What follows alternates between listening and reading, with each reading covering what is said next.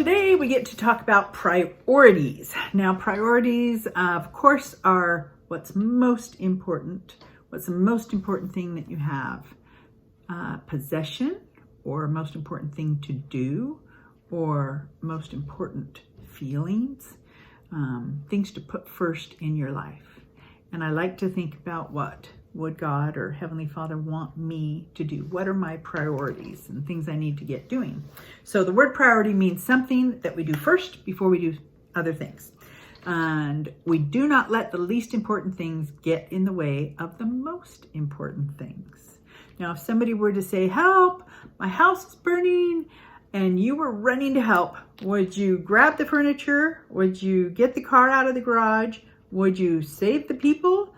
Would you grab the pictures and the photo albums? Isn't that interesting? What would you do? What would you grab first? And of course, people come first. People always come before things. My mother-in-law tells the story often, she just passed a little while ago, about the Teton Dam flood. So they live in Sugar City, Idaho, and have for the whole time I've known them. But they lived there in 1976 when a big government dam nearby broke. They had a little bit of warning that it was cracking and that it was going to break. So they were able to put some things up high, get a lot of things in a car and get it away, get people safe. It's so interesting because they actually had the experience of what to prioritize and what to get out of the way. And a lot of us haven't had that to that extent. So as we think about the things that we would do first, this book sounds so funny, but it's called Eat That Frog. And it's a book that is talking about eating the biggest, ugliest frog first. Not really eating a frog, but the book is about doing the job on your list that you don't want to do, that you keep putting off, that you are really good at procrastinating and you don't want to get it done. So it's easier to do these smaller tasks first or these littler things first, and how important it is to get those big things that you really don't want to do done first, and then everything else falls into place. Everything else has a way of falling into place. I just love that. Lists for me really help. And if I make a list of things and then I take the list and I prioritize, I don't often say I am literally going to do A, B, C, D, E. I don't put them in order of what I'm going to do. Sometimes I do, not often. But sometimes I'll say, here's the A things. Here's the things that have to get done today. And here's the B things that would really be good to get done today. Here's the C things that if they get done, great. If they don't, I'll be okay. But making those priorities in your life are going to help you be more organized and accomplish more and get things done. So last example, you know me in object lessons. So picture a glass jar.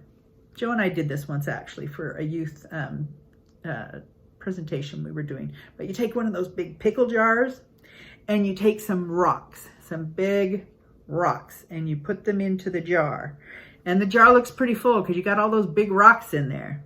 And you say, well, can we put anything else in this jar? And they're like, nope, it looks pretty full. And I said, you know what? We've got some smaller rocks here. Let's see if we can put in some smaller rocks and kind of shake it.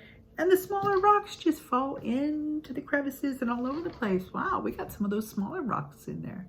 Okay, it's pretty full now, right? Nope, we got some little pebbles. So we take the little pebbles and we pour some pebbles in there, and the pebbles just kind of fall down in between all the little spots. And now the jar's pretty full because it's got big rocks and medium rocks and little pebbles in there, and it's looking pretty full. And you say, okay, are we full now? Nope, we got sand. So we take the sand and we pour the sand in. It's real loose, so it just falls. It just falls into every little hole that there possibly is in the jar. And you think we're done, but nope, you can add water. And you add water and things get saturated to the top, and then it's truly full. So if you take that example and that object lesson and you think, oh my goodness, if I will do the biggest things first, the things I don't want to get done in my day, and I make sure that those get done first, and then I can do the next things that I'd really need to get done, but they fit in there too. Well, now I might just have some time to get some of those other littler things done that I really wanted to get done as you put those in. And then there's time for me to actually do some things for me and for my family. And there might even be, as you pour in water, a little bit of time for peace and quiet and for you. Now, I'm not saying the order of that is the right order. It's not a perfect object lesson, but it really helps me when I have something big that I need to get done to say, Shalene, you need to just make yourself do that first. Get it done, and then you're going to feel so good that that's done. You're going to be able to get the other things done at that point. I know you can do it. I keep learning about how to do it. Get those priorities set. Have a wonderful day. Thanks for joining me.